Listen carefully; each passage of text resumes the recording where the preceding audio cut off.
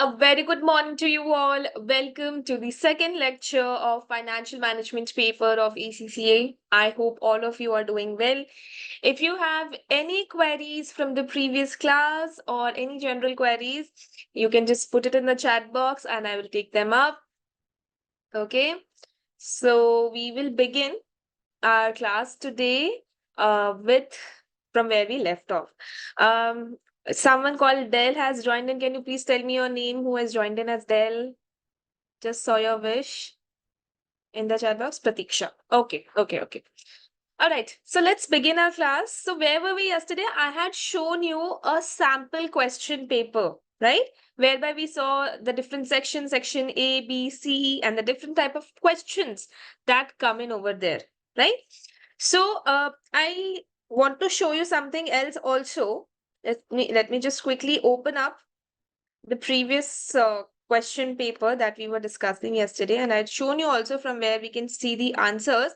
There is something that I want to show you, which will be available to you in your exam. Whenever you log into the practice platform, now just make a bookmark of it so that later on you can access it very easily. You don't have to just go to Google, type in ACCA practice platform and all. You will get the link to directly access it here. So I'll enter my credentials.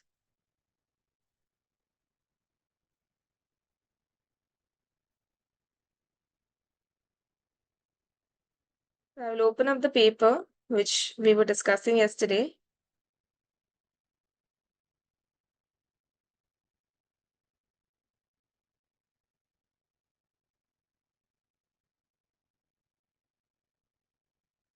Yes. I have to discuss. I'll discuss that, Anushka. Don't worry. Yeah. Thanks for reminding.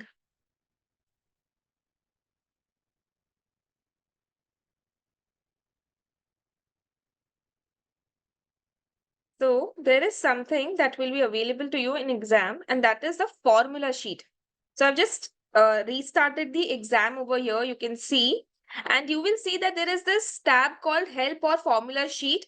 It will be available to you in exam as well. Okay. So what you have to do is just click on it. These are the basic exam instructions which were there at the beginning of the exam also, which I told you, you can read later on. It will be available here. And there is this formula sheet. So some of the formula that we are going to cover in our class, okay, I'll tell you which all formula will be mentioned later on also while we are studying the necessary topics. But just look at this. These all formula will be available to you in the exam. You don't have to memorize them. If you forget what the formula is, you can just click on this formula sheet and it will be available on all the exam pages. So for example, this is question number 1 and I can see the formula sheet here. If I just go to question number 2, still the same formula sheet will be showing to me. So if you want to use any of the formula that is appearing here, then you can just open the formula sheet and use it. Okay, so like economic order quantity, then Miller Orr model, then CAPM, capital asset pricing model, asset beta formula, growth model, then Gordon's growth approximation. We are going to learn all of that, don't worry. Then weighted average cost of capital, Fisher formula, purchasing power parity, and interest rate parity. So all this is available to you. Then there is something called present value table. Okay, and in another sheet, there will be annuity table also. So this is something I will not ask you to refer because I will teach you how to calculate PV or annuity factor on an Excel. So rather than spending your time in looking up the values from the PV table or the annuity table, I will quickly show you how you can do it in an Excel, which will be more time saving in an exam. Okay, so make sure you are well versed with this formula sheet. It is there in the exam. Okay, so on that note, those of you who have joined us now, please let me know if there is anything that you want me to discuss from the previous class or any type of doubt that you have. Just put it in the chat box. I will discuss them. Okay. All right, so let's come back to the deck which we were discussing yesterday. Before we do that, before we deep dive into the next part, which I want to discuss with you, and that is the FM specific skills. That means to succeed in the FM exam, what all skills you need to possess. That is something that we are going to discuss. Pooja, I will check that with the admin team. Basically, the recording gets processed and it gets edited also. It's not like raw recording that gets uploaded. So that is why they take some time. But I will check with them if it can be expedited, maybe a day before, or same day, something like that. I'll just check with them and get back to you on it. All right. So I was saying that there are a few things that I want to show you which are available on the ACCA platform or the ACCA website. So I'm sure all of you would have accessed. Do it along with me, okay? I'm going to show you something. And here only I will cover up that topic of amendments also. So what you have to do, open a new tab and type in accaglobal.com. Please type this in accaglobal.com. accaglobal.com. Okay, press enter. Press enter. And then hover over students section. Okay, you will see this. So this is ACCA's official website. And there are a few sections. You have to hover over student section. Just do it along with me, okay? Wherever you get stuck, let me know. And then you click on study support resources. Okay, you click on this. So these three tabs will show to you what you have to do. You have to click on ACCA qualification. All of us are pursuing ACCA qualification right now. And then you click on the exam. So here we will select financial management. Okay. And then this will open up. Please let me know if you've reached till this spot. Have you reached till this spot? Everyone, for the financial management paper, please confirm. I'll wait for you.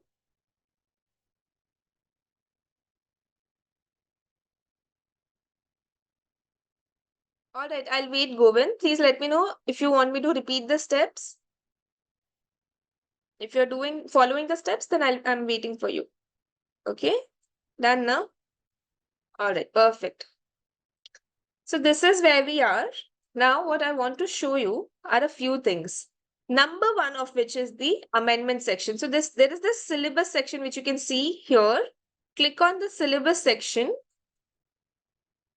All right. And then you go to this part. So you wanted to know, right, if there are any amendments. So where you can see it, you'll have to click on this, okay? September 24 to June 2025. So currently in our course, we are covering this curriculum, June 2024. And let's see if there are any amendments. So let's click on this.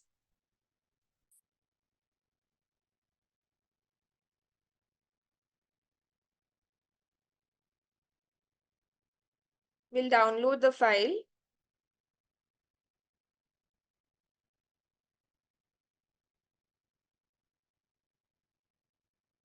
Okay, it will show in your download. So let me just go there and open up the file and share the screen again.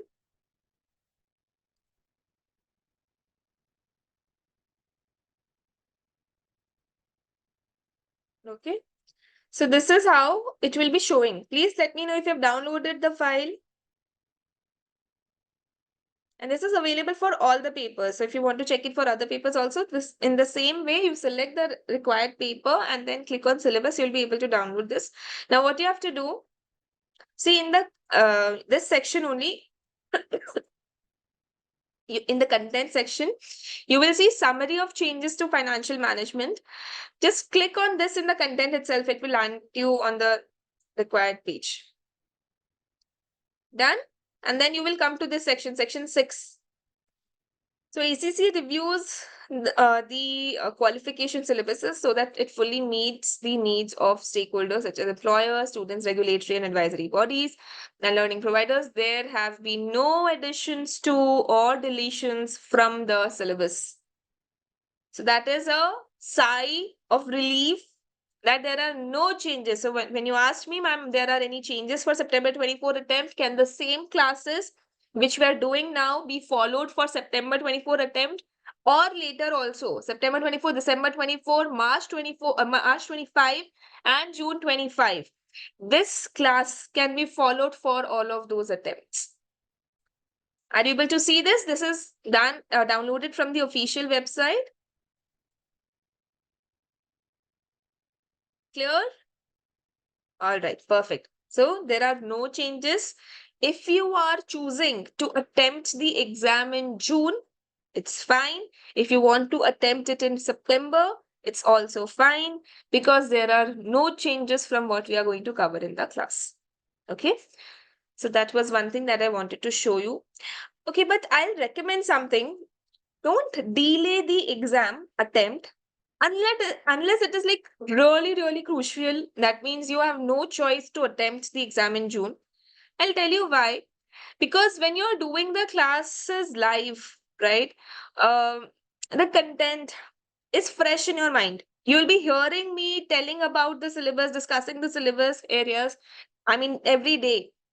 So it remains fresh in your mind. So maybe let's say we'll complete the syllabus by May, and then we'll have some doubt classes also later towards the end, whichever doubts do not get resolved within the class. So what I'll do now, whatever doubts you face during the class, I'll take them up. And after the completion of the class, when you do the entire syllabus and you face any other query, for that also I keep some doubt classes. Anyways, so what I was saying is when you are doing it fresh, it is in your mind and it is easier to revise and appear in the exam. So that is why I would recommend go for the June 24 attempt. But if it is not possible at all, it's okay if you want to delay it. But I would recommend going for uh, the same attempt. If you're doing FM and PM classes at the same time, which is the case for Shrey, and I guess Ritu also is there in the class who is doing both the classes, not showing in your downloads, just check, Pooja, where you have the default saving location for your Chrome files. It will be there. Or anyways, if it is not downloading, it would have opened up in any Chrome tab also. You can, it is not the same as you. What is not the same as you? Pooja, I didn't understand. It would be showing in your download. See, just check once where it is, the download location is. See, when you click on this now, when you click on the download tab, it will show you where to save the file. Maybe it is getting saved in documents or something. Just check it. I had selected downloads over here. That is why it showed in my downloads. Syllabus is different. Have you downloaded the correct file? So there were two files. See, one second. There were two files over here. Which one have you downloaded? See, this is the one we have to check. September 24 to June 2025. Maybe I've checked this file or something. Just check which version you are checking. So we are going to anyways cover the syllabus in the class.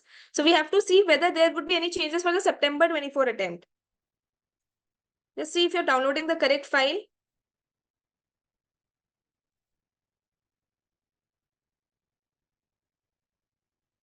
You have to download September 24 to June 2025 amendments. Syllabus and study guide, basically.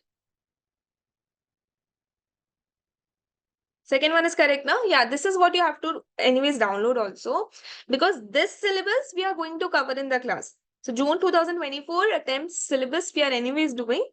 So from that, are there any amendments? So we have to check in this one. Okay. All right. So yeah, Ritu and Shrey who are taking both the both the subjects, or maybe any one of you might be doing like a FM or any other subject, maybe like FR classes or AA classes. So what you need to do is just see for yourself how much time you can devote in a day. All right. For that, let's say what the study schedule that we are going to follow right now is like, let's say for each subject, for the FM paper, for example, what I would want you to do is,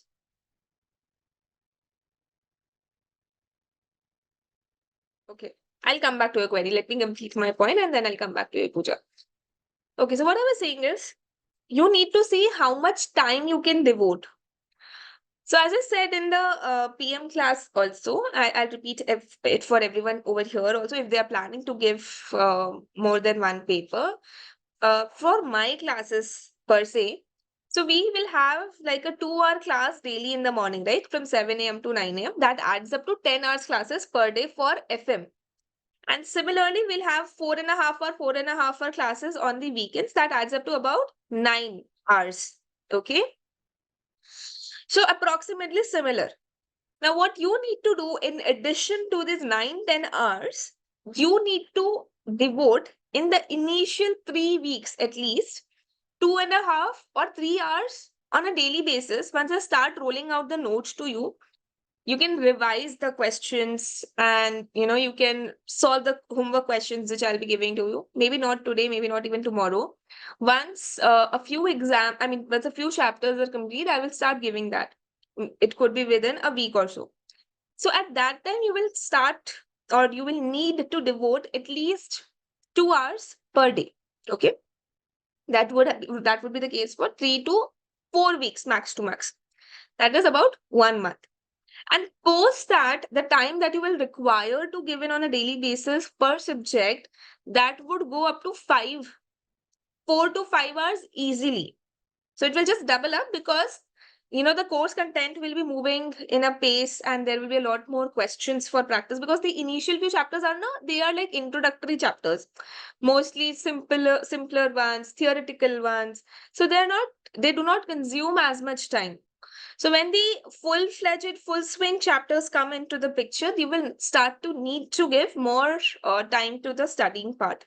So that might go up to 4 to 5 hours easily, I'm saying, on a per day basis, because you will be doing the class notes, you'll be doing the practice from the PR kit. And I told you also how, I'll come to that in a much more detailed manner, that you will need to do a few revisions of the PR kit in a very detailed manner. I'll cover that in the class today also. So what you will have to do, devote that much time per subject.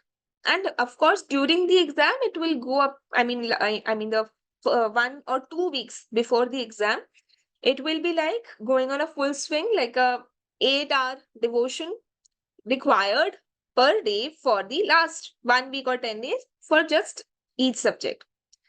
Now, when you're dedicated enough, and I'm just saying on an average basis, on a general basis, what students need to pass the exam, the amount of time. But again, it differs from student to student. If you're focused enough, you have shut down your phone, you are studying alone in a room with no disturbances, just focused on your studies, this 8 hours requirement, it may come down to 6 hours also, because you have done the productivity of 8 hours in 6 hours. So it's not like you have to slog and sit for 8 hours just because I'm saying it. It's on your speed also. You have to judge for yourself how much syllabus you are covering in every hour. So coming back to the question, this is what the time devotion would be expected out of you during your course of preparation. Now, if you ask me, ma'am, is 2 subjects doable and easily doable? I would have said yes, because I can judge for myself how much time I can devote, with how much dedication and devotion I can study in those given hours. Now, you will have to judge for yourselves, Shrey and Ritu and anyone else who is appearing for 2 papers, how much time and how much dedication you can show. So you can definitely appear for 2 exams. It's just during the last few days, 7 days, 10 days before the exam, that it will be like a full-time studies, which we normally do also for professional exams. It's not that big of a challenge. For any professional exam, you need to start devoting that much time. Okay, so it is something that you can think of to appear for 2 papers. With a job also it is possible, because mostly students, they tend to take a leave of about a week or 10 days before the exam if the employer is fine.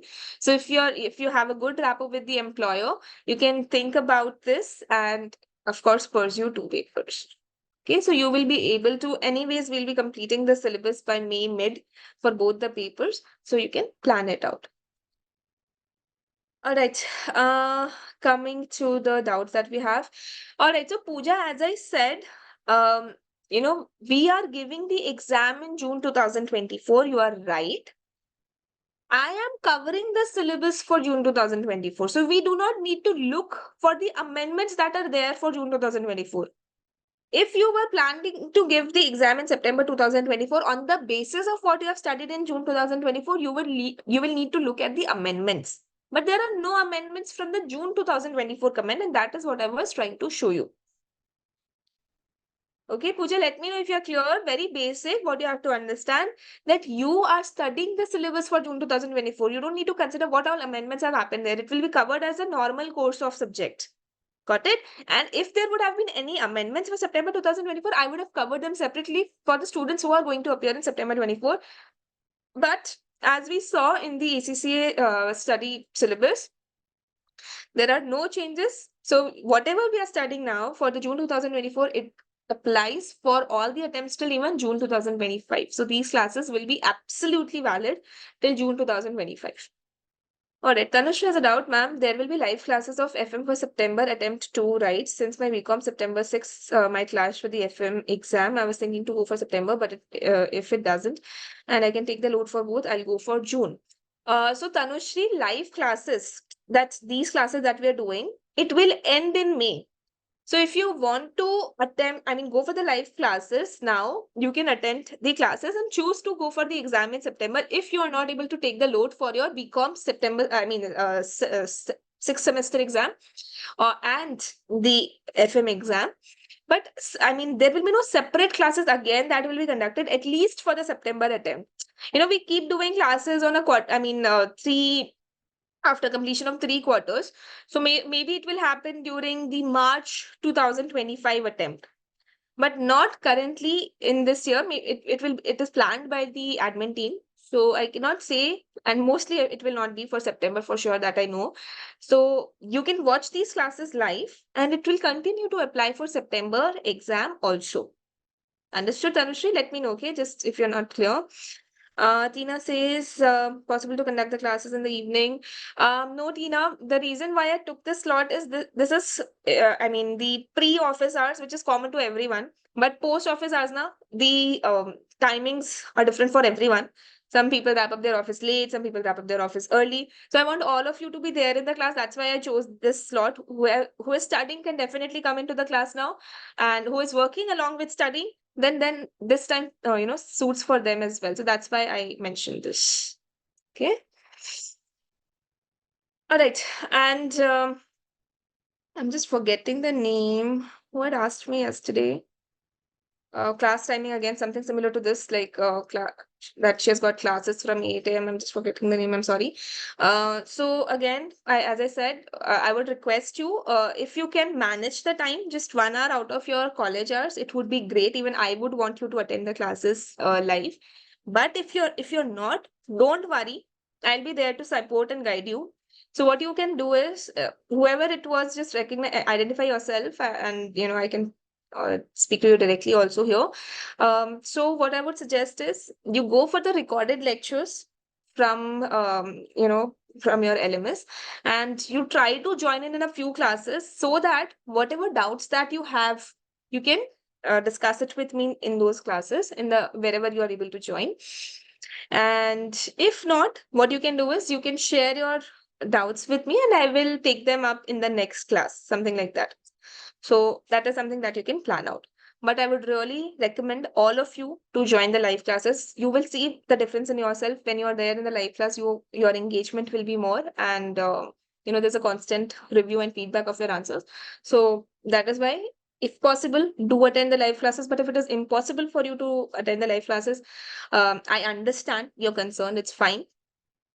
Just watch the recorded lectures, and if possible, try to join in a few live lectures where I can discuss your doubts live when you are there in the class. And even if that's not possible, you can post your queries in the WhatsApp group that we have for our students, and then from there I can take up your doubts in the class. Okay. All right, so on that note, so let's come back to our discussion where we were. So I just showed you the amendments that are applicable, and then there are a few other elements that I want to show you from the accaglobal.com. Okay, so I just showed you this part syllabus.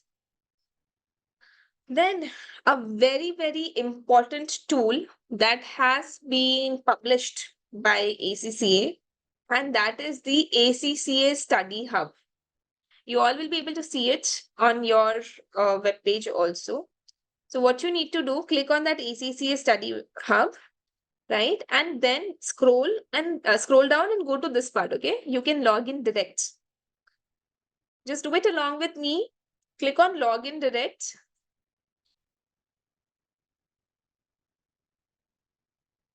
Okay, and then this again login page will open up. What you have to do, you have to enter your credentials. Do it along with me.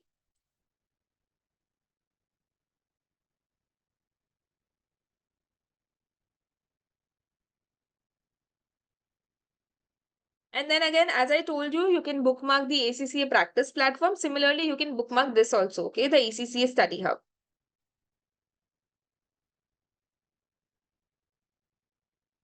Okay, and then what you have to do, you have to click on. So for me, I've opened up the paper earlier on the ACCA Study Hub. That is why it is showing in my dashboard. But for you all who might not have started FM on the ACCA Study Hub, you'll have to go to this part, okay, not yet started, and your paper would be showing here. Just find out the financial management paper and click on study. Okay. So once you click on study, let me know, okay, if you're getting staying behind what I'm discussing. Just confirm if you've reached till here. Click on study on the financial management paper over here.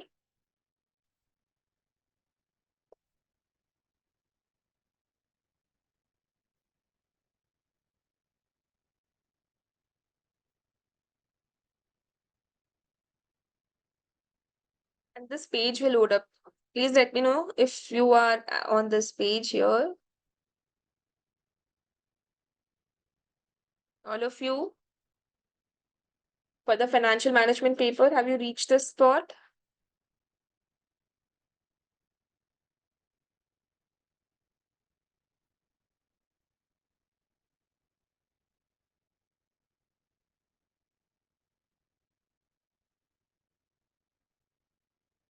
If you're not able to follow the steps, let me know. I'll repeat them. And if you're doing it, I'll wait for you all.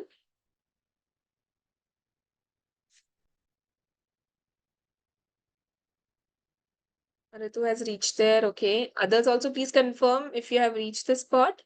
You want me to repeat the steps? Don't, no worries. So what you have to do, just I'll go back. Or let me just show you from the beginning only. So what you do is go to accaglobal.com, then hover over this section, students, and then click on study support resources. Select the qualification. You would already be here, so no need to repeat the steps again. Go to FM, and then you click on this ACCA Study Hub. Okay, pause me wherever you're getting stuck. Okay, and then when you scroll down now, you will see this link, login direct. Click on this, okay? Don't click on my ACCA, just click on login direct. When you click on it now, they will ask for your ID and password. Enter it, and you will land on this page, which I was talking about. 1 second, let me show it to you again. So this is something that will open up when you enter your ID and password. And then you will find your paper. Maybe if you have not opened it before, it will show in this section. Not yet started. Okay, just check where it is showing financial management paper. Search for it in the not yet started section for you. I have started it earlier, so it is showing in my dashboard. For you also, once you have started it and then you reopen the ACCA Study Hub, for you also it will start showing in the dashboard. So for the time being, have a look at this section, not yet started. Tina, let me know if you're able to follow till here.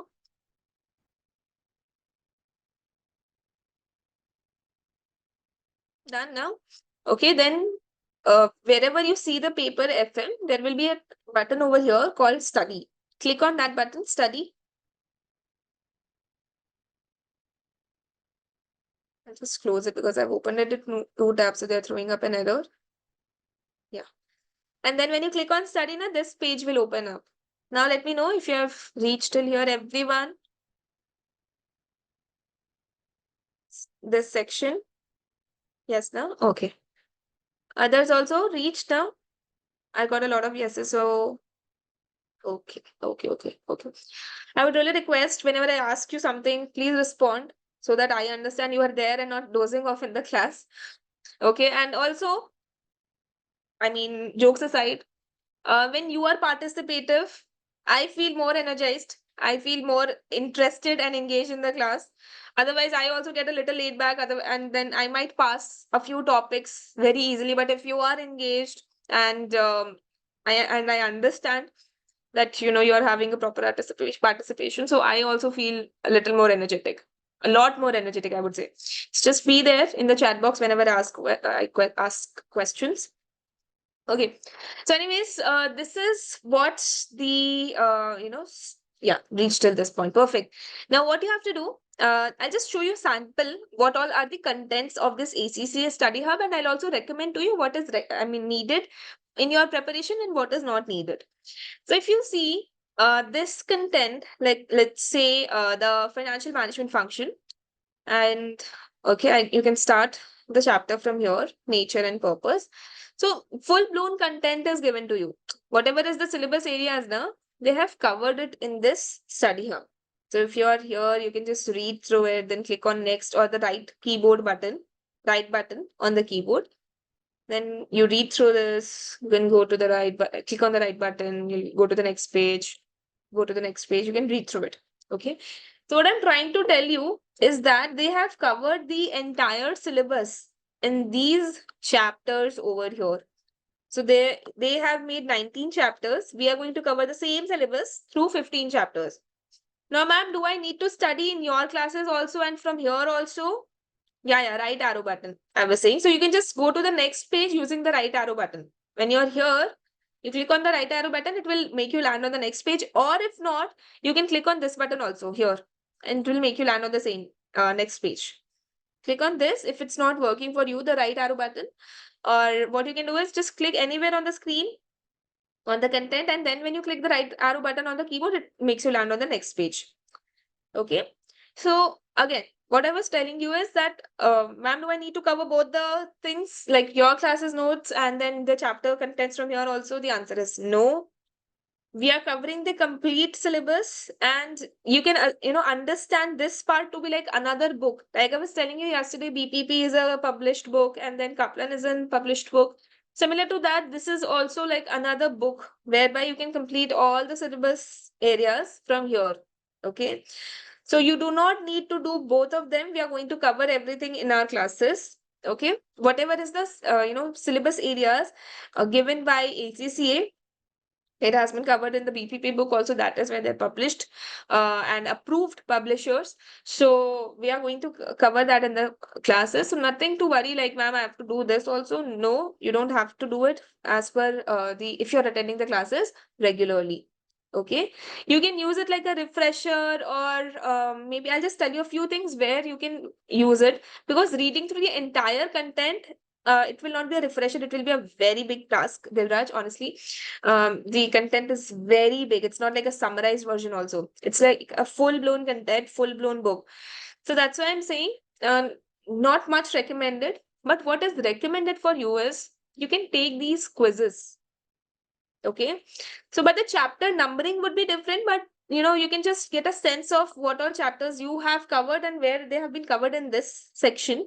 So you can go for, by looking at the name of the chapters, of course. So what you can do is you can go to the quizzes section, and there are 5 questions. Okay, simple quiz questions. I'll just show you a sample here. If I click on this and then I click on start quiz, they'll ask me a few questions from the relevant syllabus area. Don't expect that this would necessarily be a type of question in the exam. The quiz section is just to revise your concepts. Okay. Like, which of the following is never consistent with the objective of maximizing shareholder wealth?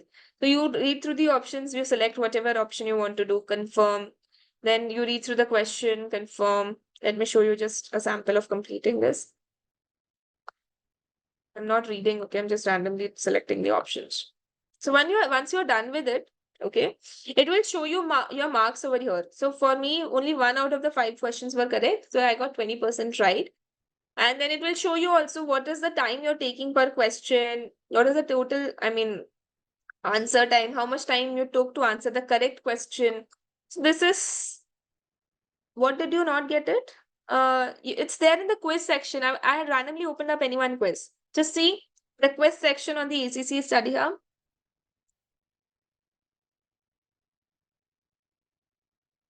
Okay, this part, quizzes. Left hand side, you look at this quizzes section. Once you click on it now, it will start showing you the quizzes for all the chapters as per their numbering, chapter numbering. So I had opened up this chapter 1 quiz, and when you click on this, okay, this is complete for me. So chapter 2 quiz. So this is how it will show. And then you have to click on start quiz, and then you can take up the questions. Okay. So what I was telling you is, what I was trying to tell you is that you can practice the quiz questions just like a practice from here, because let me show you where you can see the answers also. Okay. Here in this sheet, this page will open up for you. So how many correct questions you have answered, that is what will, I mean, give you the marks also. It is marked by the platform only. So you have to click on review all. Okay. And now you will be able to see the correct answer. So for example, here I had selected B. So it is telling me that B is wrong. C is the correct answer. Green means the correct answer. So they have now given the explanation also why C is the correct answer. So this is at no time as they have given the justification for why C is the correct answer here, satisfying. Um, and then they have also given you to which section of the syllabus it relates to. So the thing is, if you read the justification and you're not satisfied with it, that the understanding is clear on the basis of the explanation given here, so what you can do is you go to the relevant section. Okay, chapter 1, section 3.2. So if you go to that particular section from this section, okay, you'll have to go to chapters and then open the necessary section. I'll just show you. So chapter 1, section 3.2, you click on chapters, chapter 1, and then section 3.2. So maybe somewhere over here. This is what chapter number 1, section 3.2 is. Let's click here. Okay. So when you read through this content, okay, see the question was talking about this now, satisfying. So just this is what the relevant section is for that question. So if you want to read it again, just to revise your concept, if you're not able to understand from the explanation given, or with respect to the question, you can come to the relevant section from the chapters site and from the chapter section here, and then you can read through it again. So coming back to this, so there are a lot of questions which you can do from here. Okay. And what else? Yeah, so you can view their answers also, like I showed you. So it will be available for all. So if you click on review all over here, you'll be able to see the answers to all the questions. This is something that you may take up. Okay. Like if you want to just revise your concepts, you're feeling, in fact, it's like a game only. You can, if you're feeling bored, you can just type in your answers, and it will be available on your mobiles also. So if you want to access it from your phone, if you're traveling or doing that, I mean, randomly, if you're just going in a metro or you're traveling in a cab and you want to spend some time studying, then you can do it from your phone also. I'll come to every section, don't worry. So this is something that you can do. Okay. The next section that you want to do, that you would want to do, is the flashcards section. Now, what is the flashcards? Basically, it is a list of a few concepts, okay, like financial management, corporate governance, macroeconomic policy. All of these, topics are given to you over here. Like a flashcard. What is financial management? If you just click on it, it will tell you that the management of activities associated with the efficient acquisition and use of short and long term financial resources.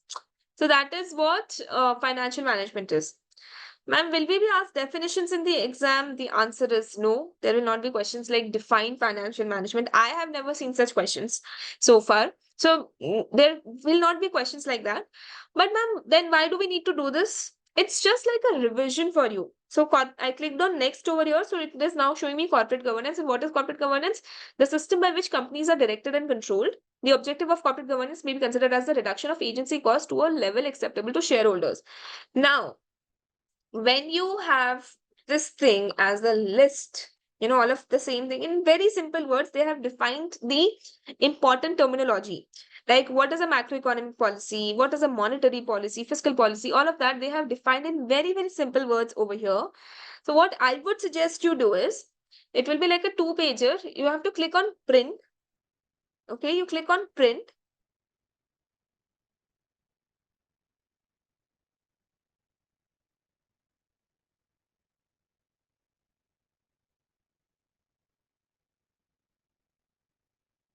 The file is opening up. So what of course, you will see the same thing here. What we were, yeah, something like this. See, like a 2-pager it is, 3 pages, sorry. 3 pages, it is spread across. So what you can do is take a printout of this and simply just paste it on your study table. So that randomly, if you're just passing by your table and if your eyes land on something like, let's say you're reading on Islamic finance, okay, so you'll read on it, and the concepts will keep on remaining fresh in your mind. So it's like a very quick referencer of the few important terminologies. That is what flashcards are. So you may choose to make a download of it, print it, and like paste it on your study table, so that a quick glance at any one topic, it will be something that you will want to remember also. Okay, so that is the flashcard. So I've discussed chapters, flashcards, quizzes. Now the next section that we have to discuss is practice. Now practice is something that you are going to do anyways from your PR kit. So there are 470 questions here. Something similar number of questions are there in your PR kit also, which you would be doing in the classes with me. But there are some more questions, maximum of which will be common with your PR kit. Maximum of the questions, 470 questions, which you're seeing over here, chapter wise they have given you, chapter 1, chapter 2, like that. Maximum of the questions that are given here, it will be done in the PR kit itself. So it's not like a must do, because what will happen ultimately, you will be spending time on finding such questions, and then when you click on start practice, the previous questions will come up, and then some new questions will also come up, which is fine. But the same time, time that you're spending on the same questions, it's actually a little wastage, because you're doing it from here also, and then from the PR kit also. Talking about the BPP PR kit. So it is like a double consumption of time on the same thing, which I normally do not prefer. So that is why I was telling you yesterday, you may choose to stick to just one content and it will be sufficient. Students have passed their exams in flocks, I'm saying, just by referring to that. So it's not like you have to do it. If you have time that you want to consume in studying from here, you are free and you may actually consider doing it. But it's not like a must to pass the exam from my side. But letting you know that this is something which is available on the ACCA website for all of your ID and password. So this is something that you may consider doing, but not as a must from my side, because BPP PR kit is going to be sufficient and it has got the same number of questions. And 470 questions is not a joke. It's not a joke. It will take up a lot of your time. So be careful. Now at this point, now when you are sitting in March preparing for the June exam, we feel that we have a lot of time in our hand. We have all the world's time, but it will just pass away so soon that you will not even realize it. So spend whatever time that you have judiciously. Do not, spend duplicate timing on something. That's why I'm telling you all of these recommendations also. All right. And again, here also now you'll be able to see the answer. If I click on review all, just similar to what I showed you, here they will give you the correct answer, and wherever applicable, they will give you the explanation also, justification also here in this section only. So what all are the correct options? They have highlighted that in green, and I selected just one. So it's just showing me that whatever I selected was wrong. Okay. So that is the practice section. Then next is your search function. It's similar to it's a very regular search. So if you want to, let's say, look up for NPV, okay, and I click on search. So it will tell me wherever NPV has been covered. So if I just want to see relative merits of NPV and IRR, it will show me here. Okay, and then if I want to read it, I can read it. So that is something like a quick search wherever you want to, wherever NPV as a word has been mentioned, not necessarily the entire topic is of NPV. Wherever NPV word has been mentioned in the entire book, it will show over here. It's mentioned in a lot of pages. So that is why 57 pages, 57 search results have come up. So if you want to see any one of them, you can just see it here. Clear? Are you with me so far? Did you understand all the 5 sections of the ACCA study hub? We have covered them all. Any doubts that you're not able to understand or how to access it or how to, look at it? Just let me know. If it is all sorted, then we'll move to the next thing that we want to discuss. All clear? Perfect. Perfect, perfect, perfect. Thanks. So now what I'll do is, this is something that you can consider doing if you're having free time. All right, let's come back. I'll go to the ACCA global website again.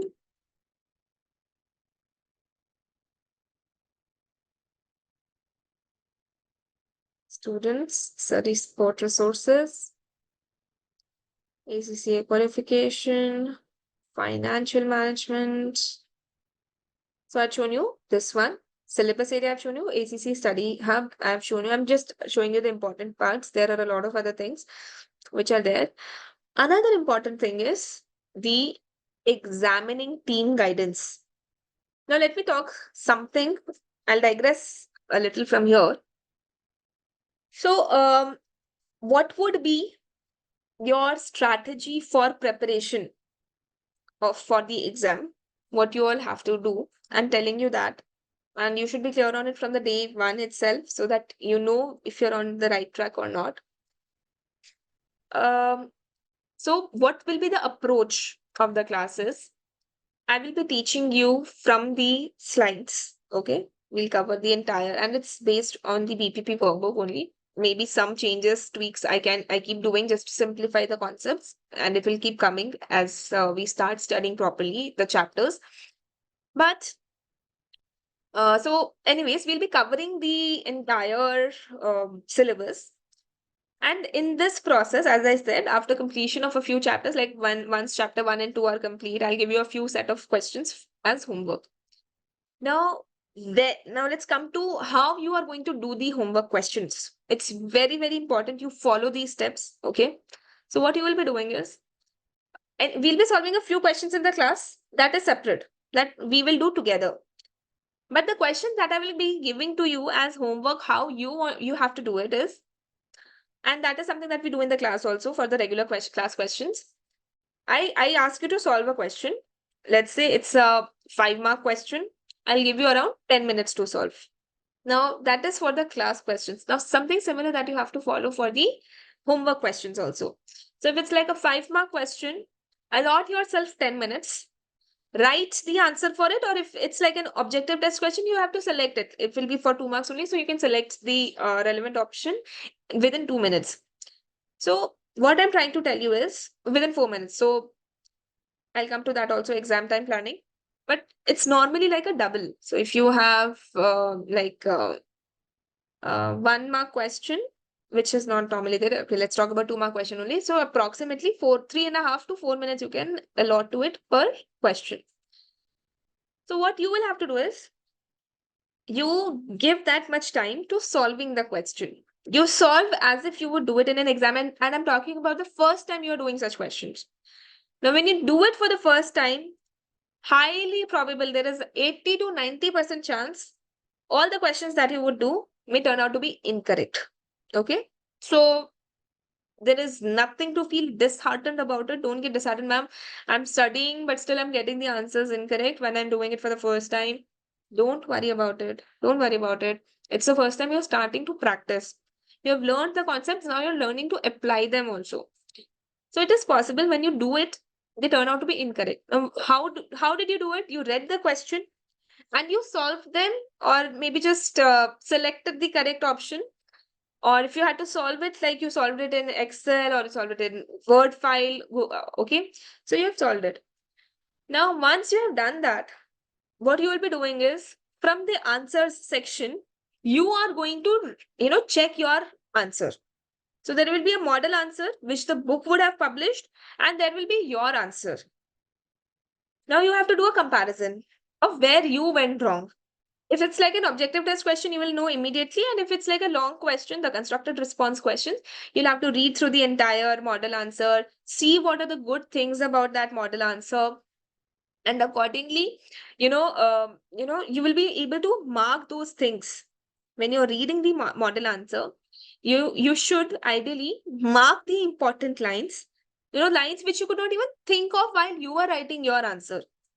So it's okay if your answer is incorrect. What will happen in this process is you have learned to answer on your own, right or wrong, that is separate, but you have learned to start answering.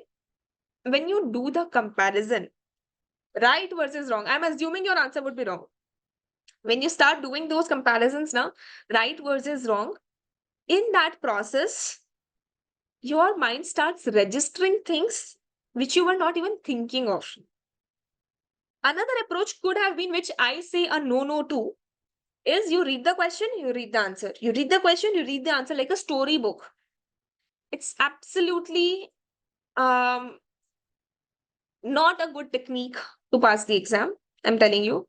What I want to do is to make mistakes. You learn from your mistakes. So when you write the answer to that question and then you read the answer, your mind will register more things. That, oh no, I could not even think of this something. Let's underline it or let's highlight it. Whatever ways you study. So do it during the first round. Okay. And of course, that you will be doing mostly for those questions wherever you made mistakes. So out of, let's say there are 400 questions in the BPP kit, PR kit, and out of which you make mistakes in, let's say, 250 to 300. Some questions will be easy only. It's not like you'll make mistakes and all. 250 to 300 questions, you will be doing fine. I mean, you'll be making mistakes. Those questions now, you mark. You mark or highlight, whatever you want to do, that I made mistake in this. I did not think right, or what I wrote was somewhat different from what the model answer was. You highlight those questions. And this process, I'm saying, the first round of PR kit revision actually takes the maximum of your time. That is why I was telling you that in the initial few days, you'll have to give 2 hours approximately, because you'll be spending that much time on all the questions. And when you spend that time now, your mind learns a lot of things. Okay. So once that entire revision is complete, and mostly that will get completed by the time we complete our syllabus in the class. So you can assume that will happen by the May second week. Now, is that all we need to do? No, you need to do a lot more. And what you need to do is, once you have solved those questions, and also one more thing which I want to add to the first revision only, which your first solution that you're doing with me in the, through the homework questions, is that wherever you solve something incorrectly, you're not able to do it on your own. Of course, you will come to me. And if you're not able to understand also, from the model answer also, you're not able to understand, you can, of course, come to me. I will take up those questions in the class. So wherever students face problem, they just tell me, ma'am, this is the question number. Can you please solve it in the class for me? I'm not able to understand from the book. I will take them up. Okay, because I cannot, because of the constraint of time, we have very limited time, and I want to spend more time in the classes discussing concepts with you. So in the interest of time, I cannot solve the entire book in the class, but wherever students get stuck or they're not able to understand the solution given in the book, they come to me and I will take them up in the class and I'll discuss them, and I'll also share my way of solving the question. That aside, now when all of that is complete, by the end of the syllabus, you will go for the second round.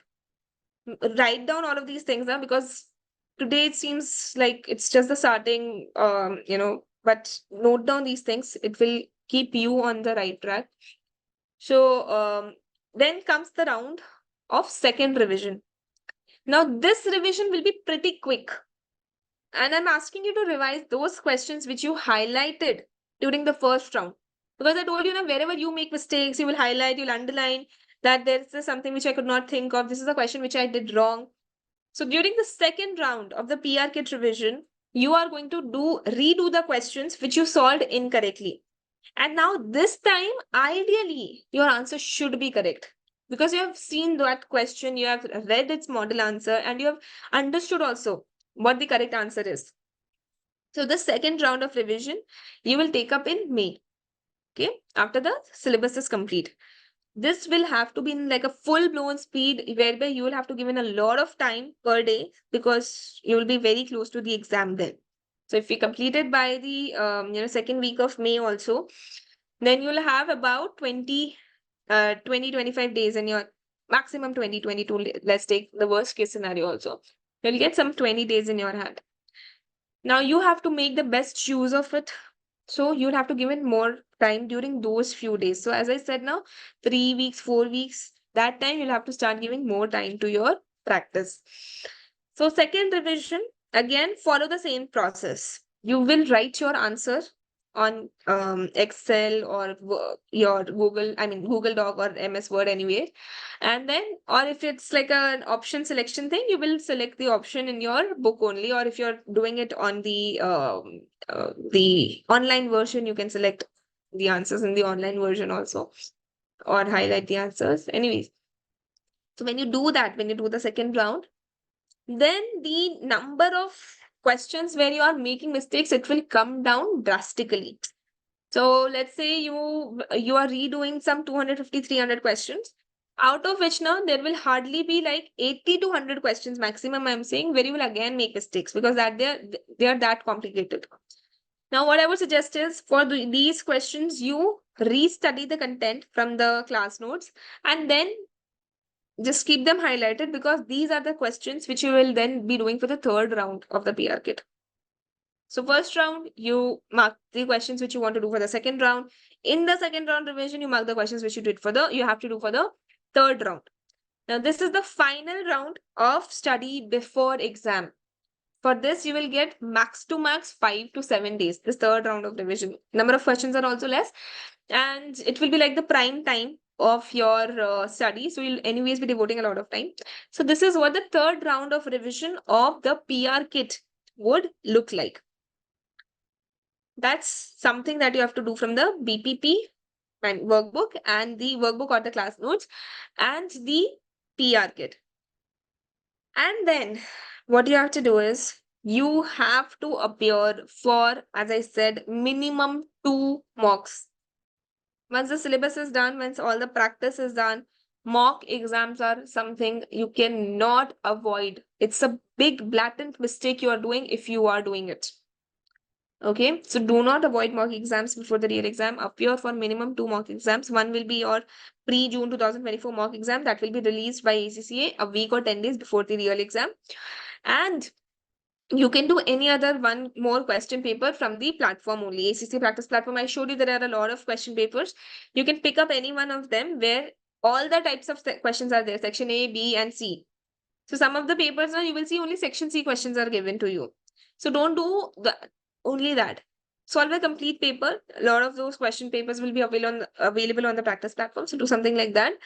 And then minimum 2, and then only think of going for the real exam. Don't skip it. Don't skip it. So what all you have to do? Class notes and 3 revisions of the BPPPR kit and 2 mocks. I'm telling you, this is a sure short recipe for success. So if you're able to do it, I'm telling you, you will definitely pass the exam. Just be confident and show that faith and courage that I can do it. I will do it. This is the entire study plan that you have to follow in the next 2.5, 3 months. Are you with me so far? Anything? So what you have to do, first round of PR kit revision with the classes whereby you are doing detailed study, you're understanding every concept which is there. You'll solve it on your own, then you'll see the model answer and compare your answers. Where you went wrong, you will highlight that. That's round number 1. Round number 2 of the PR kit revision is whereby you are redoing the questions which you made mistakes in round 1. And then round 3 will be wherever you made mistakes in round 2. So the time consumption will substantially decrease because once you're seeing the questions for the first time, it takes the maximum time. When you have seen it 2, 3 times, of course, it will not take that much time. So the time taken in second and third revision will be very less, but they're very crucial because that will be very close to your exam. So after you are done with it, you'll have to appear for mock exams. Okay, so that is what you have to do. Are you with me? Anything that you could not understand, just let me know.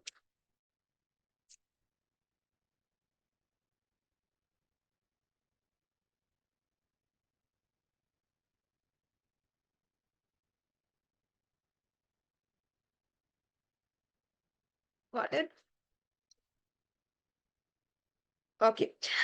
So that is what you have to do now, why I was telling you this is, um,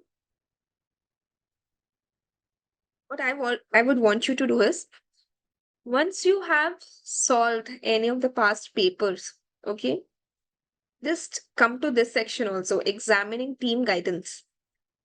What is this examining team guidance? Let me tell you. It is it is there for the past papers only, not for any random question paper that is there on the ACC practice platform, but only for the past question papers, like September, December 2022 paper that was there, or for any of them. So what I would want you to do is, mm, one second.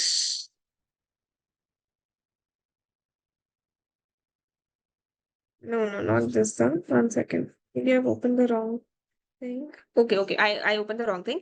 It's here. Not this one, okay? Just avoid it. I wasn't referring to this. I want you to read examiner's reports over here. Click on this, and you will see there is a published report for all the previous exams. The question paper and answer, which you can find on the ACC practice platform, there is this examiner's report. Now, ma'am, what is examiner's report? It is the comments which have come from the examining team. When they are checking a lot of papers, they will note down the common mistake areas. Okay, they will note down the common mistake areas of the students. So I'll just show you in this way. Okay, like section A, they will pick up a few questions whereby a lot of students made a mistake. So they will just mention what was expected out of you, what the students did wrong. Let me just quickly show it to you for any section C question. Wait. Yeah, section C, you can anyways access the question on the ACC practice platform that even they are saying. So this was the question. Question number 1 was on P company. Now that this is from the examining team. The question is from investment appraisal area of the syllabus, specifically this. And then they're giving a few little background about the question. Now they are looking at each part in detail. So this was the first question. Discuss the difference between risk and uncertainty in the context of investment decisions. Um, this is which area it discussed. Then suggested solution gives clear guidance as to the type of response which would attract 3 marks. So I showed you yesterday what is that marking scheme given to the examiner and what type of answer is needed. So they are saying that the suggested solution gives this. Now, responses here were often too brief, with a typical response stating only that risk can be quantified, but not uncertainty. This was likely to gain 1 mark at most. For a second mark to be awarded, a fuller discussion was needed, clearly explaining the role of probabilities being attracted to different outcomes and whether this is in fact possible. So what they are telling is most of the students wrote very brief answers, very brief. That risk can be quantified and uncertainty cannot be quantified. And they are saying if you have written this statement, maximum we can give you is 1 mark. For you to get 2 marks, you'll have to give a fuller explanation. Okay. And similarly, this type of a comment, if you read through it, something, where errors were made, they were usually in the following areas. So they're telling you the common areas where the mistakes were done: omitting the fixed cost, inflating the incremental fixed cost, blah, blah, blah. So they are telling you the common mistake areas. Now, why are they asking us to do it? You learn from mistakes, and it is better to learn from other people's mistakes. So if when the examiner is telling you that these were the mistakes which were done by the students who attempted for that exam and you read it, you understand that this is something that you do not have to do in the exam.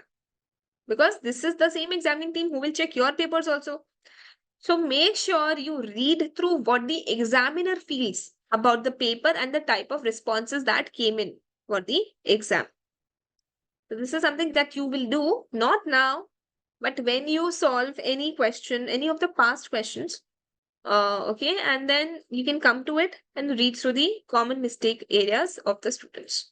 Okay, that's the whole purpose of it. It's not something, and you can do it for just any one paper. The type of comments now you will see in the different papers, they will mostly be on the same lines. Every year, students tend to make the similar type of mistakes only. They do it for any one paper, any one past paper. Sure, Tanushri, I'll just show it to you again. But what I'm trying to say is, do it for any one paper. Just read the entire document for any one paper to understand which all were the common mistake areas. Okay. Now let me show you where it was. So we were on this section, na, Dhanushri. So if you just scroll down a little, you will see examiners reports. This one. Just below technical articles and topic explainers, you will see examiner reports. If you click on it, you will see attempt-wise examiner's report given to you. Got it? Okay. So consider doing it before you or after you have solved any one of the past questions. Then next thing which you should be doing, which is available on the accglobal.com website, is past exams I've shown you anyways, is technical articles. I'm telling you, this is superior quality content, very good content. So what you have to do is just click on this technical articles. You may do it not purely from exam perspective because it will be very detailed, not something which is expected out of you in your exams, but it's so much about learning. Okay. So, there are topics and it's done at a subject level only. It's a library of detailed articles, technical articles on the different topics that are a part of the syllabus. Nothing, beyond your syllabus area. It's just restricted to your syllabus areas, and you will see a lot of topics like interest rates, working capital management. You just have to click on any one of the link. Let's say I click on this interest rates. And now there will be a complete article on it. Interest rate, different examples, which you can read through. And it's so detailed. Just have a look. This one is actually small only, but there will be some longer articles also. So you can read. If you find some topic very interesting, you can actually consider reading its technical article, and the list will be available over here. So if you just scroll down, you will get to know all these red colored lines. They are links to those articles. So you can just actually click on any one of the link and start reading the article. And you can do it while you are maybe just having lunch, you want to read something, or if you're traveling, you want to read something, just open this up. It is a gateway to a lot of knowledge, I would say, and very easily available on the website. So you can go through these articles like in advanced investment appraisal, the dividend theory, in a lot of detail and in very simple words. Technical article doesn't mean its language is technical. It's just that it is very detailed. So you will be able to understand it on your own. And these are all self-study content areas.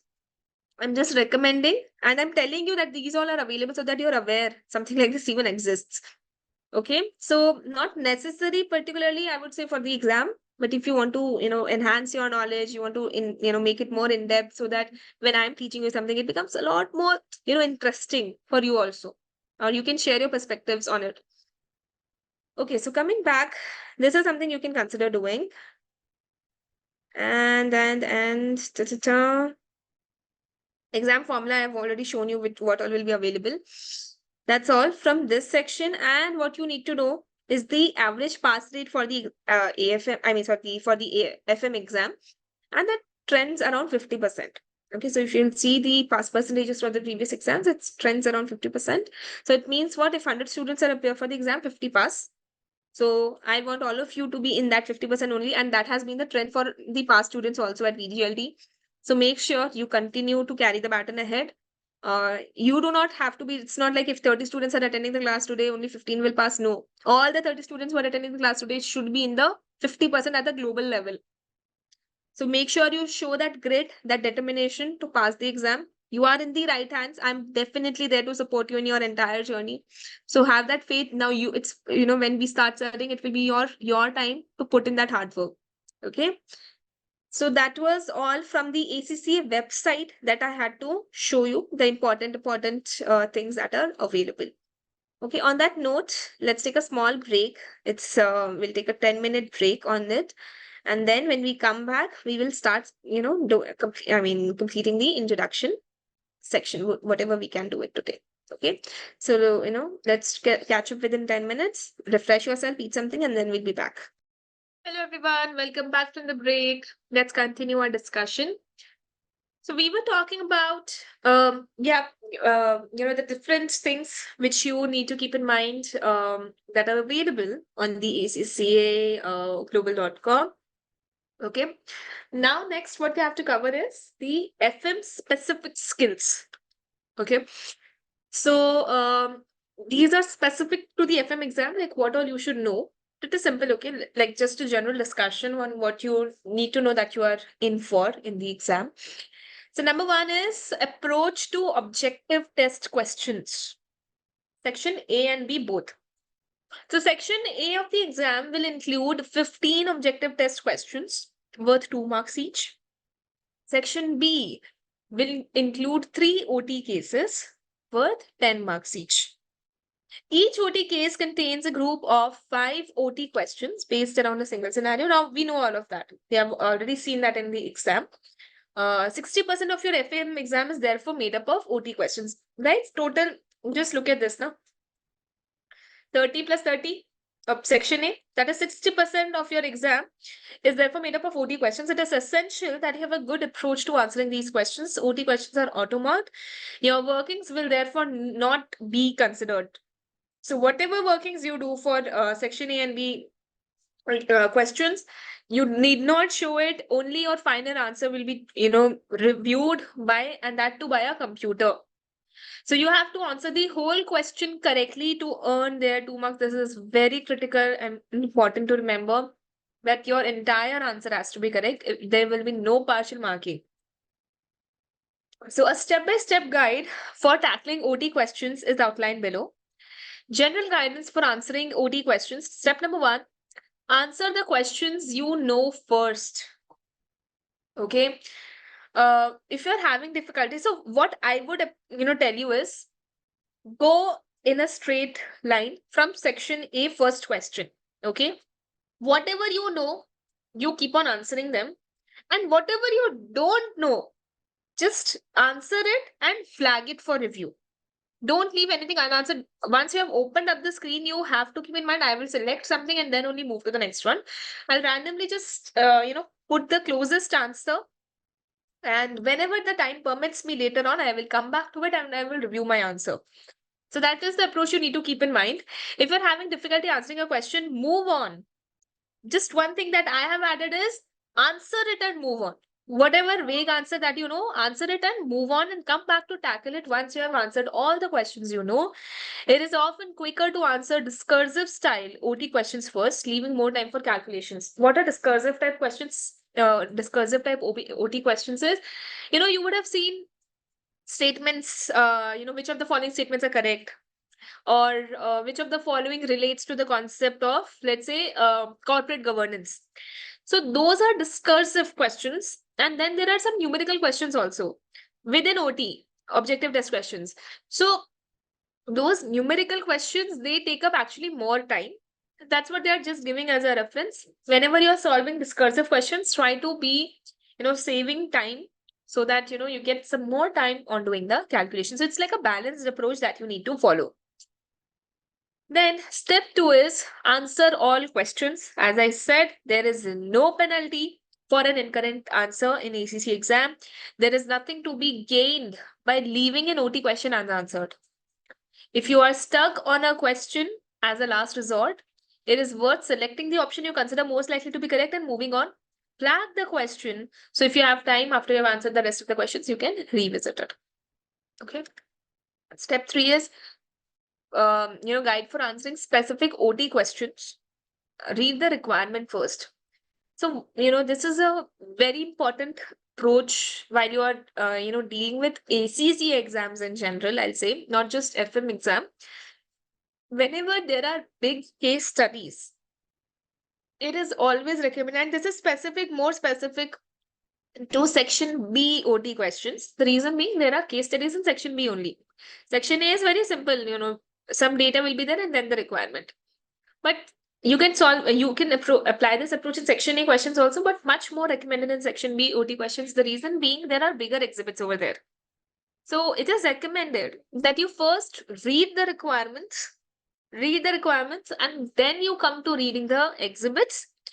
And when you do that, when you're reading the exhibit after you have read the requirement first, your mind is alert that this is a requirement that I'll have to write my answer for. So that is the reason. Read the requirement first, then the exhibit, and then come back to reading the requirement, and then you answer it also. So this is something you can follow where the exhibits are pretty long. If the exhibit is small, you can read the exhibit and then come to the question. But because the length is small, so your mind is already fresh with the exhibit. But when the exhibits are longer now, then it is recommended you read the requirement first and then you come to the exhibits. Exhibits, and then again back to the requirements. So the requirement will be stated in bold text in the exam. Identified what you are being asked to do, any technical knowledge required, and what type of OT question you are dealing with. Look for keywords in the requirement, such as which two of the following. Why? Because when it says two of the following, you have to select two answers. If you're selecting one, then you'll not get marks because there is no partial marking in section A and B objective test questions. Or, there are some questions which will say which of the following is not. Mostly now, ACCA exam gives this not in bold, so that it gets highlighted that you have to select the negative. But if they have not given this not in bold, and you do not read the requirement carefully, you might make a mistake. So read the requirement very, very carefully. Whatever is the negative connotation or the number of options that has been specified or the number of decimal places which has been specified, make sure you read them properly before proceeding to write the answer. Then step 4 is apply your technical knowledge to the data presented in the question. Take your time working through calculations, making sure you read through each answer option and with care. OT questions are designed so that each answer option is plausible. Plausible meaning, each option will seem to be correct. There will be not like an easy no to any option. So all of the options would seem plausible. They might seem correct, but that would not be the case. You have to be very careful and alert, and so that you select the right answer only. Work through each response option and eliminate those you know are incorrect. Follow the steps of elimination. Ma'am, what does that mean? So once you read a question and then come to its options, there is a possibility you will know the answer, right, that this is the right answer. That is something you can do. But if you're not very confident on the answer, you can follow the rules of elimination. What does that mean? You cancel out the options which you feel are incorrect. That this in no way can be a correct answer to this. You deselect them, that you cancel them out. Then the number of options which you will be left with will be very less. Because let's say out of 4, you have cancelled out 2. Now you have to just select 1 out of 2. So your probability of getting the answer increases, right? Because it's 50%, 1 out of 2, as compared to 1 out of 4, that is 25%. So your chances of getting the answer right gets doubled up. So you can follow process of elimination wherever you get stuck. And in questions where you know the answer directly, well and good. But if you do not know something, you can follow the rules of elimination. Did you understand what I just said? Everyone? Did you understand the process of elimination I spoke about just now? So what you have to do, wherever you feel that this option doesn't seem to be the correct one, cancel it out. And whatever is left out of after that, select the correct answer out of them. Okay? So that is the guidance on solving the objective test questions. Okay? All right. Next is technique for investment appraisal calculations. So there will be investment appraisal. There's a topic called investment appraisal, which you might normally know it like, NPV sort of questions. So what is the approach to solving those type of questions? Section C of the FM exam often involves a question on investment appraisal. You may be asked to calculate the NPV of a project and advise whether the investment is financially acceptable. Section C is human bound, and therefore it is important that your calculations are laid out clearly. So key steps in preparing an NPV calculation are here. Number 1, use a standard NPV format. We will be discussing that in our classes also. What is the format that you need to follow, like initial flow, operating flow, terminal flow. So we will cover all of that in our class. So we'll be using that standard format in all our questions, which you can replicate in your answers also. So, by the time you have solved a few questions, like 2, 3 questions using the same format, you will be able to solve any question just by putting the data in that format. So this will help the marker to understand your workings and allocate the marks easily. It will also help you to work through the figures in a methodical and time efficient way. Now, what it means is, wherever workings are required to be done, you can, just have one format for that NPV calculation and whatever supporting workings you need to do. If it's a very simple calculation, you can do it inside the cell. You're going to solve in Excel only now. So you can solve smaller workings inside a cell, and wherever the workings are a little more complicated and require detailed explanation, you can do it just below the format in the name of workings.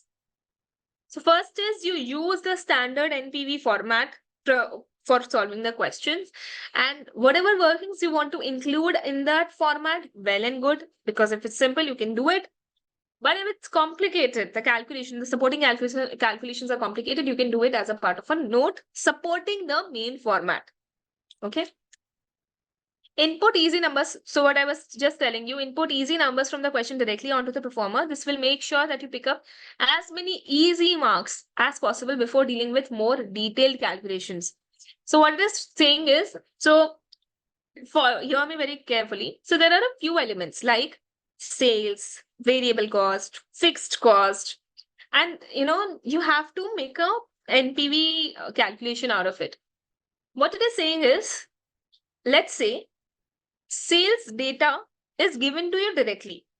Okay, they have given you the sales figure directly, but the variable cost data, they haven't given you directly. They have given you a lot of components, the number of units, and blah, blah, blah. So they haven't given you the variable cost numbers directly. So what this note is saying is that you put the data in the standard format and you put those numbers first, which are readily available to you. Okay, so that you can earn the easy marks just by putting the necessary data in the required format. Whichever elements require further calculation, you can do it later.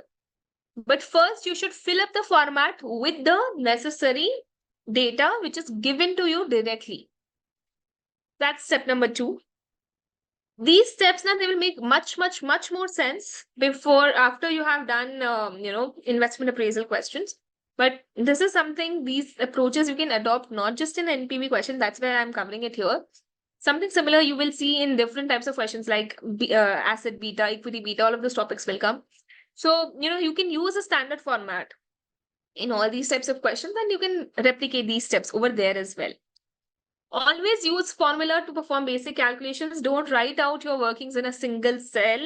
This wastes time and you may make a mistake. Use the spreadsheet formula instead. So whatever calculations you have to do, make use of spreadsheet formula. That means simple basic Excel formula you should be using in the exam. Because if you start doing the basic calculations inside the cell, instead of using the formula, there are more chances of making mistakes. Then step number 4 is show clear workings for any complex calculation, something that I've already told you. More complex calculations such as the tax relief on tax allowable depreciation will require a separate working. Keep your workings as clear and simple as possible and ensure they're cross-referenced to your NPV performer. And this is true not just for NPV questions, but for all types of questions. Wherever you are making any supporting calculations in the name of working or in the name of working notes, something like that, give it a number. Let's say note 1. And that note 1, you should write in the main answer also that this is this calculation. Let's say tax allowable depreciation. You have done it in a note. So write tax allowable depreciation in the main format, bracket note 1. And then when you come down, you make note 1 and do the calculation over there. So in this way, you are cross-referencing, labeling your answer script so that the examiner is also easily able to follow what you have done, where and from where a particular calculation is coming. Okay. So these are the steps for investment appraisal calculations, very basic things that follow of, set pro forma, simple data you input first, and wherever technical calculations are required, make use of working notes. Okay. Then skill number 3 that you need to possess for being efficient in the FM exam is handling complex calculations. The business finance section of the syllabus often involves complex calculations such as WACC or ungearing and regearing beta factors. It's just now I mentioned acid beta and all. So a lot of those questions will be there. So what you have to do here, what are the steps? Step number 1 is understanding the data in the question. Where a question includes a significant amount of data, read the requirements carefully to make sure that you understand clearly what the question is asking you to do. As I said, wherever there's a big exhibit or a long question, make sure you read the requirement carefully and you answer what is asked, not answer what you know. Remember the difference between this: answer what you asked and don't answer what you just know. Because you might see a topic and you'll get excited, oh wow, I just covered it. You will not even care to read the requirement, what exactly it is asking you to do about that topic. So don't rush through an exam, read the requirement carefully and just write what is asked. Do not start writing everything that you know about the topic. Okay, so make sure you understand the requirement clearly. You can use the highlighting function. I just showed you the highlighting function, right? Yes, yes, yes. So, Tanushri and everyone else, whatever we are discussing in the class notes, or if I show you some Excel file, all of it will be shared with you. Once a particular chapter is over now, then only I share it with the students. There's a reason why I do that. Because while we are studying now, I keep, wherever needed, I make changes in the notes as per the students' convenience, what they're understanding, what is clicking with them. So I might make changes in the notes, and that can happen anytime by the time chapter is complete. So that's is why whenever a particular chapter will be completed in the class, I will share the notes, including this presentation and Excel file, because I haven't started a proper chapter as of now. But for when we start the content properly, I have solved the questions in Excel file so that you also learn how to solve it in Excel. So you will get those files once the chapter is complete. So no need to take photos or screenshots. Don't worry. Whatever I'm showing you in the class, I will share it with you. I don't have any purpose to keep it with me. I will definitely share it with you. Okay? All right. So, for example, if you're given a beta factor, you will use CAPM. So these are all technical things now. Let's just ignore it for the timing. What you need to carry forward from here is that read the requirement carefully, understand what data is given to you and where you need to apply it. Okay, that's the summarized version of step 1. We'll not get into the details. You don't know about CAPM and all as of now. So let's just stick to the basics. What it is saying is read the requirement carefully and understand the data given in the question. Then step 2, again, as I said, use a standard performer working. And I told you, right, when we were doing the NPV skills, that performer is something you can apply on a lot of topics. So if you're asked to calculate the WACC, use your standard performer approach for calculating WACC and separately work through the individual parts of the calculation. So you can use the standard performer in a lot of questions. So we will learn that while we do these questions, while we do these chapters. And step 3 is use spreadsheet formula rather than doing random calculations in your calculator and hard putting the numbers in the Excel. Don't do it, because it will not earn you marks. So what you should do is do the calculations in spreadsheet itself wherever they have asked you. So mostly like in section C questions.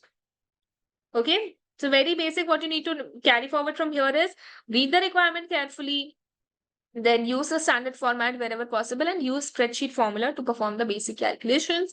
Do not calculate something on calculator and just put the final number in the spreadsheet, because the examiner will not be able to follow what you have done, from where you got that number.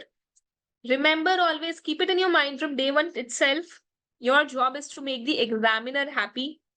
Give him the answer in a good way, in a presentable way. He or she will definitely give you marks.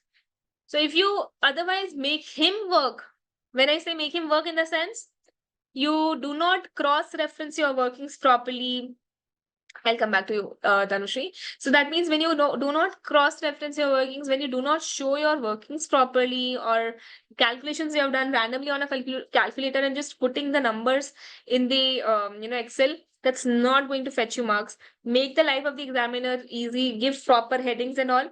You will definitely be in good books, and he or she will feel interested to give you marks. Pro forma basic Tanushree, it means a standard format. Pro forma is nothing but a format of the calculations. It's something that will come whenever we do these topics in the class. So it's just like a initiation point right now of the different topics. So we will see these pro forma, or we will make these pro forma together only to solve the different questions. Okay, Tanushree? Okay. Then the next important skill, everyone, wherever you stop or you're not able to follow something, just message me, okay, in the chat box. You're not understanding it or you want further clarity, just let me know. All right. So skill number 4 is effective discussion of key financial topics. So it's like, as I said, it's a 50-50 split between theory and practical. This paper is neither completely theory, neither completely practical. So it's like a 50-50 mix.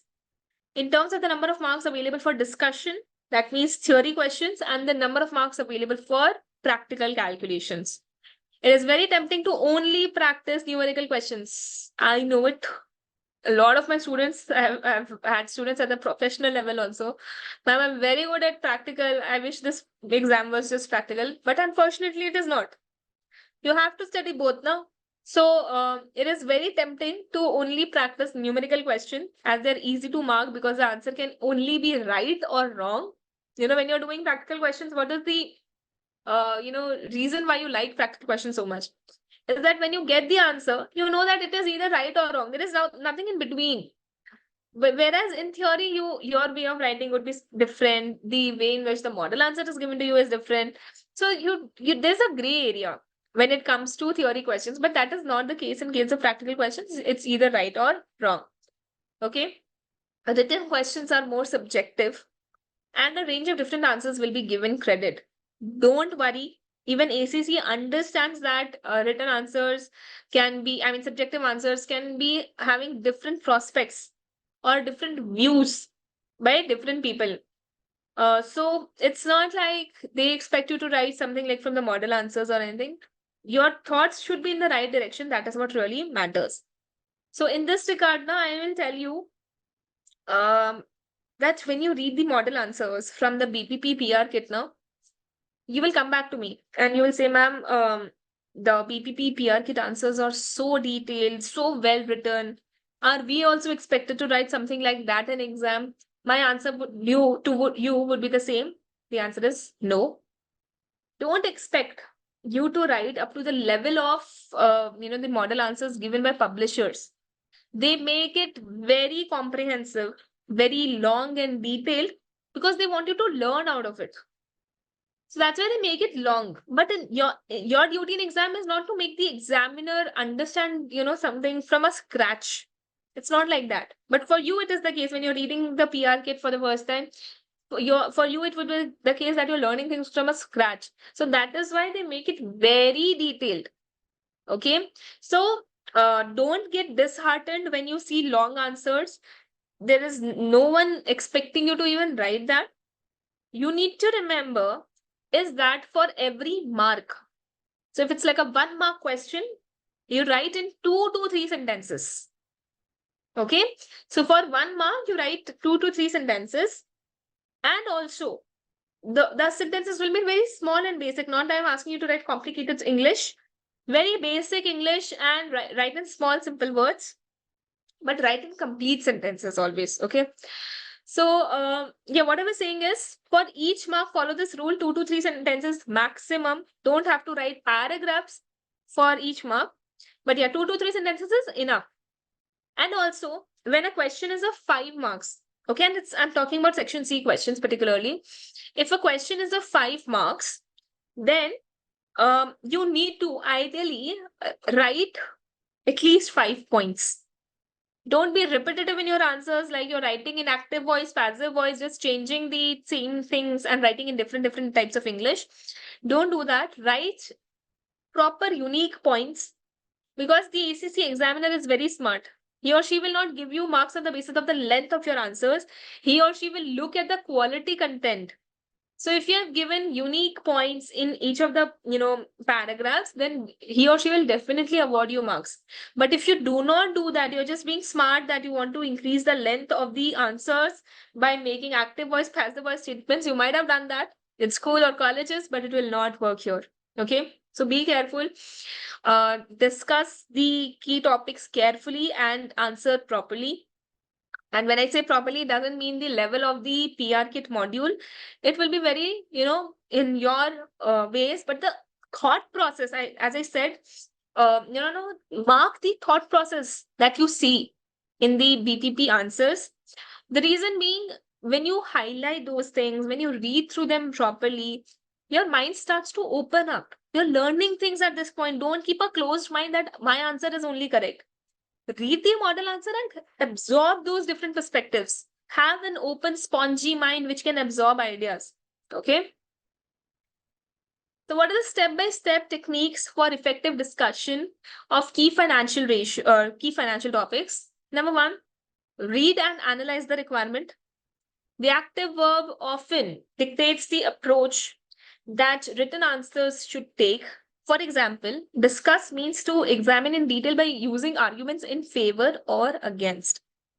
When we were reading, when we were seeing the mock sample exam yesterday, we saw a question starting from discuss or critically evaluate or advise. These are the common starting verbs. These are called question verbs. And they are very, very critical. Okay. So I'll just show you something.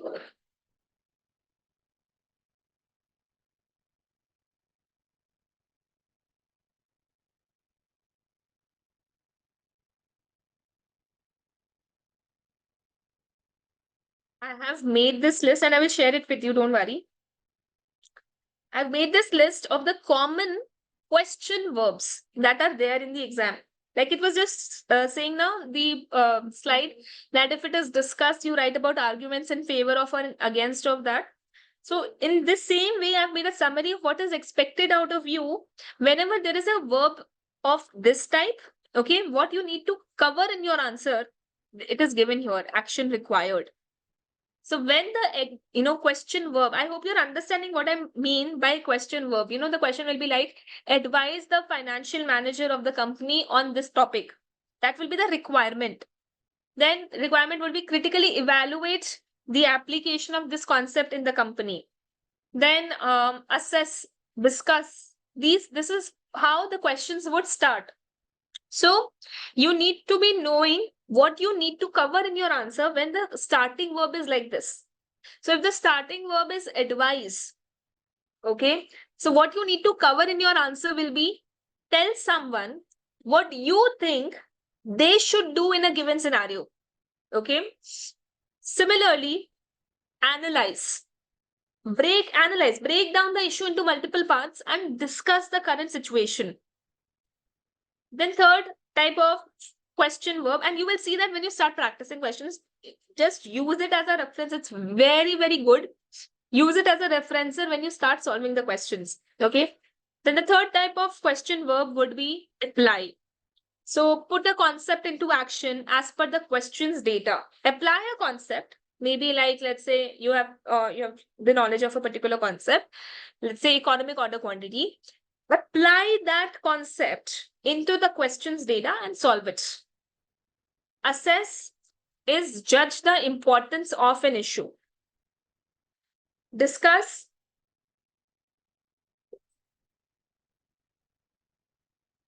argue about the pros and cons of an issue. Just like the slide was saying, it was giving just one example of discuss, that talk about the arguments in favor of and against of the topic. So that's what I've summarized here for you. Discuss means if the question is asking you to discuss something, what you need to cover in your answer is argue about the pros and cons of an issue. Estimate, it's similar as calculate. So calculate an approximate value, mentioning assumptions, if any, taken. Evaluate is balanced discussion on the right and the wrong. And why it is right or wrong. So evaluate is almost similar to discuss. Evaluate and discuss, they are mostly on the same lines. You need to talk about the pros and cons, what is right or wrong, something like that. Then explain. When a question is asking you to explain something, you need to make a particular concept clear as if you're talking to a layman who doesn't know anything. So explain means make a concept clear to a layman. And last is recommend. Recommend is similar to advice. Okay, that you have to tell someone what you think they should be doing in a given scenario.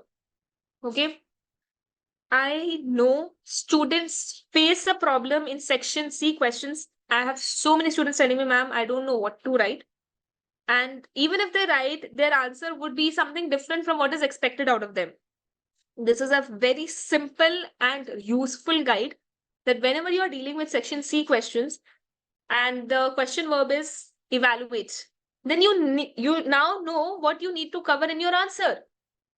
When it is asking you to evaluate, you're evaluating it. You're not doing some advice or you're not doing some calculations. I told you, answer what is asked. Don't answer what you just know. So what is asked, you will answer only that. So if it is asking you to evaluate or critically evaluate, you need to consider the right and the wrong and tell why it is right or wrong. Clear? So I will be sharing across this with you. Make sure you use it.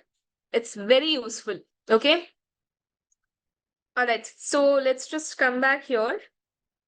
So as I said, read the requirement, read and analyze the requirement. So if it is asking you to discuss, it means you examine in detail by using the arguments in favor of or against that topic. Work out how many minutes you have to answer each sub-requirement. What does it mean? It means that, see, total you have 180 minutes. 3 hours is 180 minutes. And you have to complete 100 marks in that much time. So how many marks do you, or how many minutes do you have per mark? 180 divided by 100, that is 1.8 minutes. So whenever you are solving questions, make sure you just give approximately double the time. Not even complete double, just 1.8 times the number of marks. So if it's like a 2-mark question, so 2 into 1.8 is what? 3.6. So you should be giving about 3.5 minutes to that question. You should complete it in that much time. If you're not able to do it, move on from it. Do not eat away the time of another question by spending too much time on any one question. It's not like if you write a very good answer, the examiner will give you 7 out of 5. It will never happen. But if you have written all the answers, there is a more probability for you to pass the exam. So make sure you just allocate the necessary time to a particular question and move on from it if you're consuming more time in it. Okay. Then step 2 is read and analyze the scenario. Identify the type of company you are dealing with and how the financial topics in the requirement relate to that type of company. So you should know which industry the company is, what type of hierarchy it has. So as you go through the scenario, that means the exhibit, you should be highlighting important information which you think will play a key role in answering these specific requirements. So once you have read the requirements first, and then you come to the exhibit, you will know what part of the exhibit is going to be useful in answering that particular requirement. Okay.